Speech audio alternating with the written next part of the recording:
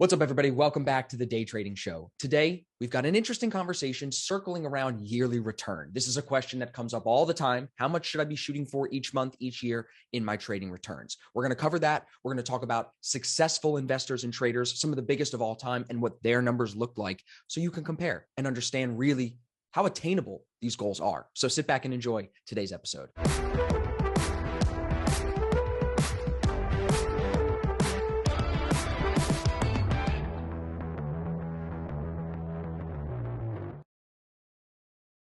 Yeah, bro. You know, a lot of people talk about William O'Neill. He's on here. He's like maybe 10th down the list, 40% over 25 years. That's still pretty fucking good. That's flipping amazing, bro. Yeah. I mean, remember, that's the consistencies and the amount of years that they've done it. Like, look at Warren Buffett, 23%, but he did it for 54 years. That's You know crazy. what I'm saying? Yeah. Like, that's not like 1 year, 2 years, 5 years. That's 54 years. Like, that's 54 years. That's double my age, bro. More. So we'll talk about some of the noteworthy people on here as we go through. Yeah. So for everybody listening, we have a list here of some of the most successful traders and investors of all time. A lot of names that you guys already know. We're going to break down the numbers and the time that it took these guys to achieve the success. Some of them we'll talk about their story. James, you found this list from Steve Burns, you said, correct? Correct. Yeah. Via Steve Burns' New Trader U website link. Correct. Cool. Yeah. And Steve shares a lot of great content. We've had Steve on the show. Steve sends a lot of good people to ASFX. So definitely happy to give Steve the plug. If you haven't heard of Steve, you're living under a rock. I don't know how that's even possible, but make sure you go follow Steve's page. It's S. Joseph Burns on everything. Don't follow his scam accounts. There's a bunch of people that make scams of him just like they do for us. So make sure you find the right him. The first person, bro, top of the list, Richard Dennis, 120% per year return over 19 years. That is pretty impressive. Yeah, that's insane. I mean, that's averaging 10% a month for 19 years. Of course, like these are averages. So 1 month he could make 30%, the next month he could lose 10%. So it's an average of 120% per annum, so per year, over 19 years. And that's just incredible. Yeah. I think the reason why we wanted to speak to the listeners about this is, and why I was keen to bring up this topic is, a lot of people think you need to make like 20% a month or 200 and 300% years to make a career out of trading. And that's not the case especially in these modern day and age with prop firms or funding companies, and as well as private investors. If you can show them stats like of past 2 to 3 years and you averaging like 50% plus a year on average, people are going to be interested in investing into you because you have the track record, as well as the real people, the big dogs, know that you don't make 300% a year all the time. If you can average 50%, people will take that. I mean, you almost doubling. If you're making 100% a year, you're doubling your money every single year, and that just compounds over time. Yeah. And just for frame of reference, everybody, top of the list, like I said, is Richard Dennis at 120% over 19 years. The bottom person, his name is Philip Carrot, 13% per year for 55 years. So even that type of a return, just 13% per year, gets you on this list, but you've got to be able to do it for 55 years. Or, I mean, if you took the average, bro, if you look at the chart, the average time, the number in parentheses, it looks like it's around 20 to 30, I'm going to guess. You're seeing some 11s, 45, 23, 14, 23. So we're going to say 20 to 30. There's a 54 in there, like you said, Warren Buffett. Yeah, Warren Buffett's per annum return is only 23. It could be a little higher, it could be a little lower, but let's call it 25%. That's only 25% per year, but it's 54 now, probably 55, 56 years. Yeah. So I think people have to understand it's not so much home runs that we're even looking for. It's consistency, like consistent money management. I forget who said this recently. Maybe it was you. Maybe it was Tom, that it's super easy. Maybe it was Riley. Somebody said this to me yesterday, I think. Sure. It's so easy to make money nowadays. It's so much different.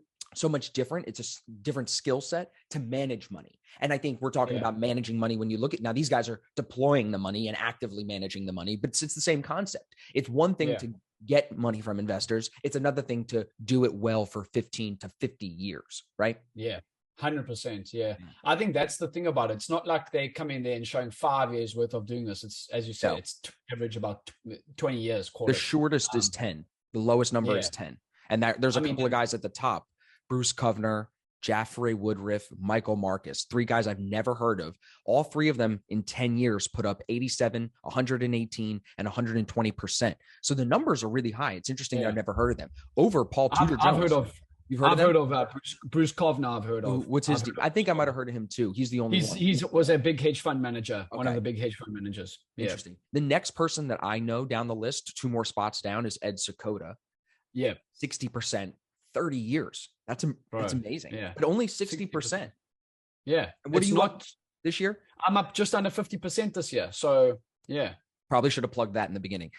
Yeah. Stanley Druckenmiller, who a lot of people trust. 37% per year over 12 years. Yeah. Jim Rogers, 38%. Even more famous, I feel like, is Peter Lynch, just 29.2% over 13 years. Warren Buffett's towards the bottom, Yeah. Benjamin Graham. Yeah, I think it's there's some great names on that list, and it just shows you that these guys, I mean, all of them are multi-millionaires. I mean, Warren Buffett's a billionaire. Right. So, and I think Charlie Munger's also on there, if I'm not mistaken, maybe just above Warren. But all these guys are multi-millionaires. So as I said, I made a tweet last week or so. I said, if you can average 2% plus per month for multiple years and be consistent in it, you'll touch millions in your lifetime. And the reason I say that is because look at the guy, Warren Buffett did 23%. So if you take 2% per month, that is 24% in a year, right? That's roughly what Warren Buffett did, has done. You'll touch millions in your lifetime. The reason I say that is because if you can do consistently, the compounding adds up. If you don't always have to withdraw from your trading account, or if you can get private investors, prop firm money, you can consistently make 2% a month, which is not that tough. But the thing is, the longevity of it is the tough bit. It's about keeping the risk small and just aiming for longevity in the trading, not, oh shit, maybe this month, let me go for 8% or whatever. That's where you start to blow up. Instead of, no, let me just hit my 2%, hit my 5%, whatever, hit my 3%, and the longevity of it all adds up. And like the compounding does its thing. No, you're spot on. I was just going to say, I feel like as long as you don't self-sabotage yourself, eventually, if you can find a winning strategy, the money is out there. The capital is out there. Exactly. But then again, without a winning strategy, you're not going to have consistency. All of these guys, Richard Dennis was part of the group, the Turtle Traders, correct? Have you read that book? I think I have read that book. Yeah. About a year and a half and after. I don't remember if he was the leader of the group or just part of the group, but they used strategies. They weren't just feeling their way around the market. So I think that was one of the books, the first audio books. It's a long time ago I listened to it, but that's why I don't remember it exactly. But that was one of the first books that I ever heard talk about rules-based trading. And if you study these guys like Paul Tudor Jones, any of them, all of them have rules for what they buy or what they sell and when they do it. Yeah. No one is just chasing momentum to do what they've done over this sustained period of time. Like you said, if there was somebody on here that's only done it for 2 years, that's not going to be as impressive as 33% return over 19 years for this guy, Rick Guerin, probably butchered that last name, but it's fine. Yeah. And I really think why these guys stand out is because the day and age that they grew up in, it was really hard to get capital. You're going to see, like you said, more people do numbers like this now because of the funding opportunities than ever before. So I think the funding companies have to get a lot of credit for what we're about to see, which is probably more people than ever becoming financially independent from trading, Yeah, I agree. I mean, the opportunities now, those guys didn't have the opportunities and luxuries that we've had in the last, even call it 2 years. So also want to mention Mark Minervini. So he quoted something the other day in a tweet. He was the reason that he was like, I didn't have the most talent, but I just worked hard. But there was 3 things that stood out for him. So he said that he never misses a step when he's looking at what stocks to buy or sell, whatever. So he never misses a step in his trading process. He never chases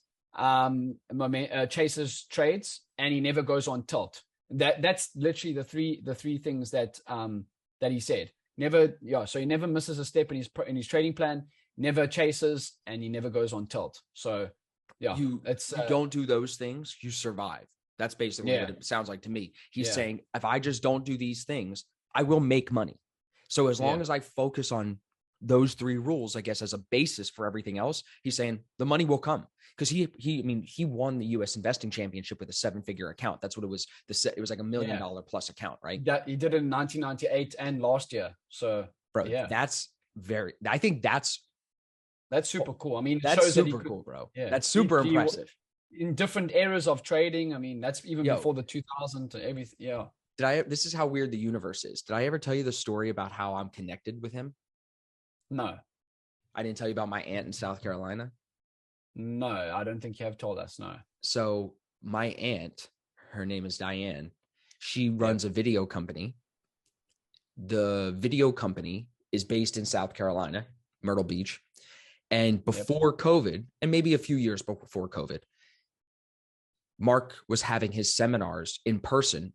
And I'm pretty sure they were in Myrtle Beach. I don't remember for sure the location, but I know Diane's company was hired to video and tape them. So when I started day trading, her husband, Chuck, who's like my uncle, he was like, that's so funny, bro. I have all these recordings of Mark Minaviri conferences, and I never asked him to watch it. Now that we're talking about it, I could have probably gotten to show them to me. And I never seen him.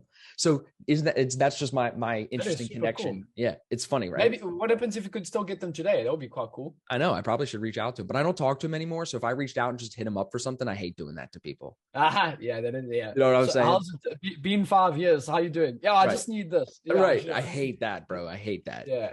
Yeah. So back to our boys here on the list, the percentage return per month was a video, even on my TikTok, that did really well. When I made that TikTok and Instagram reel, and I was like, everybody thinks you need to hit these huge gains. 2 to 4% a month is all you need. So what do you say to the guys that are like, well, James, I've got to put up 8% to get this challenge done? What's your response to that?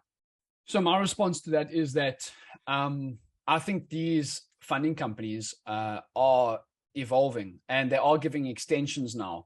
And they are seeing that, okay, maybe there is a bit more traders that can actually trade, but with the challenges, they find themselves time pressured. So these companies are giving extensions now, which would help with the time pressure. I mean, if with another month extension, you have to average 4%. So 4% a month is very, very doable. 8%, absolutely. you have to push a little bit. Obviously, it could be sometimes easier because of market conditions and that. Sure. But I think that you just play it safe. Even you don't chase, because that forms bad habits. If every single time you do a challenge, you're trying to chase and risk big amounts or overtrade, and that's just not going to create good habits. So even if you end up 4%, maybe okay, cool, you end up 4%, or I think 5% with FTMO gives you an extension. I know like 6% with MFF. So yeah, just take it slow and just know that, okay, cool, if you can consistently do 4%, they sometimes are willing to give you an extension, you know. I got an extension last month with this. So I already have the 100K funded. I'm working on this 200K.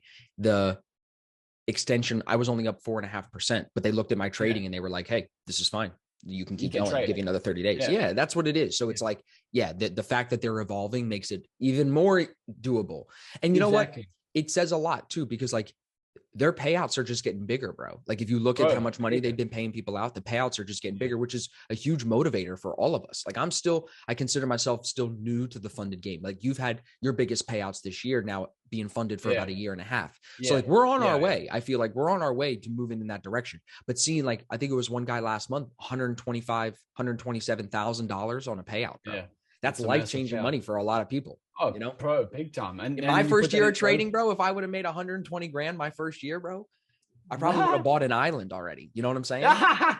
Yeah, exactly. Yeah. And the thing is, then you have the funding money. And if you can't, I also saw some tweets on Twitter, obviously, a couple of days ago, just the guys that are trying to make 10% per month on the funding companies once they're funded, it's just not sustainable. Right. Maybe you can do it 1 or 2 months, but you will end up blowing it because it's just not sustainable. The guys that keep their accounts, such as me and other guys around, I'm aiming for like 2% a month. Like I just want to get my bag and stack my bread, not one big chunk at once. Oh, you lost the account next month or lose it in the process. So I think just taking your small bites at the cherry and just stacking the account up is a lot better for longevity, as well as keeping your emotions in check. It's not good having a great month and then blowing it the next month. Like it's going to be like a wave of up and down. So I think just taking your small bites, once you are funded, it's a lot easier because you can make 1%. You're still eligible for payout no matter how much profit you make.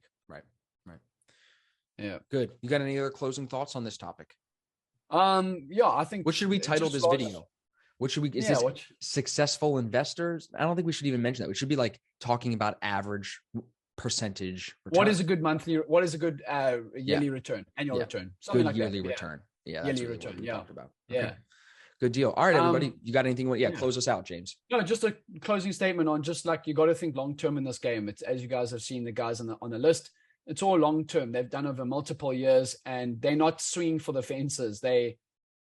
How can they do it consistently? Can they make money consistently? Yes, you can. If you can make 20% a year consistently, such as Warren Buffett, you're going to touch millions or manage millions. Bro, even 10% a year. If you can do 10% a year consistently. Bro. Yeah. You beating the banks, what the banks are going to give you if you leave your money in the bank. So exactly. If you can beat that, people will be like, okay, well, I got $500,000. Okay, well, here's half of it. I'd rather, let's see if you can do it for 1 or 2 years. I'd rather give you a chance instead of leaving in the bank and I lose money due to inflation, Well said, brother.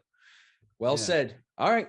Listen, everybody, we appreciate you listening, watching, wherever you're tuning in, Spotify, YouTube. We just appreciate you. Make sure you're subscribed. Drop a comment if you enjoyed the episode. James, thank you very much, brother. And we'll see you guys in the next one. Cheers, guys.